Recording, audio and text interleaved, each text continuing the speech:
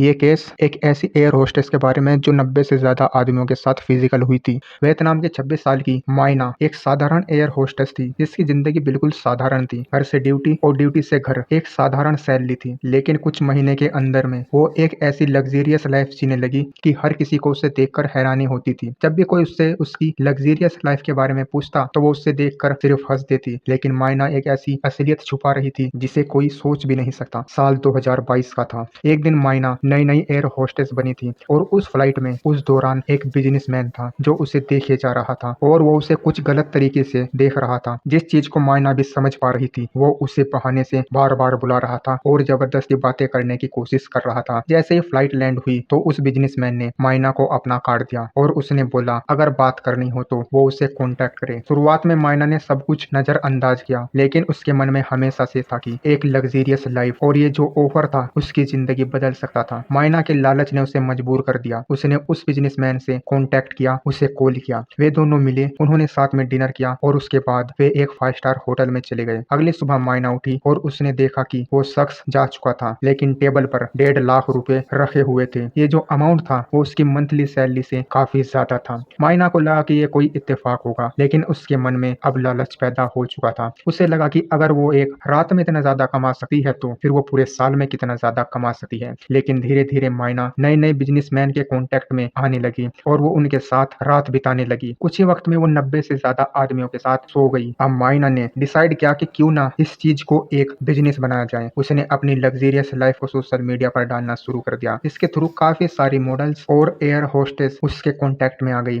और उससे पूछने लगी कि वो ऐसी लाइफ कैसे जीती है। इसके बाद उसने अपना काला खेल खेलना शुरू कर दिया। उसने एयर होस्टेस को लग्जरियस लाइफ का लालच दिया और उन्हें सेक्स स्पीकिंग के लिए मजबूर किया। कुछ ही महीनों में माइना के अंडर में 30 लड़कियां आ गई, जिनमें से काफी सारी लोकल मॉडल थी, जिन्हें माइना एक एयर होस्टेस के कपड़े पहनाती और बिजनेसमैन को उनकी फोटो भेज देती। डील पर माइना को 2 से 2.5 लाख रुपए कमाती। कुछ ही महीनों में माइना ने करोड़ों रुपए छाप लिए। सेक्स स्पीकिंग का उसने एक ऐसा बिजनेस बनाया जिसमें 100 से ज्यादा बिजनेसमैन उसके कॉन्टेक्ट में थे। लेकिन कहते हैं ना, बुरा काम का ज्यादा दिन नहीं चलता। 9 अगस्त 2023 वियतनामी पुलिस को एक गुप्त सूचना मिली, जिसमें वियतनामी पुलिस को यह पता चला कि होमिन होटल में कुछ संदिग्ध हो रहा है। पुलिस ने रेड मारी और उस रेड में पुलिस ने 1 दर्जन से ज्यादा एयर होस्टेस और लोकल मॉडल्स को पकड़ा। इन लड़कियों से पूछताछ करने पर पुलिस के सामने सिर्फ एक नाम आया, माइना।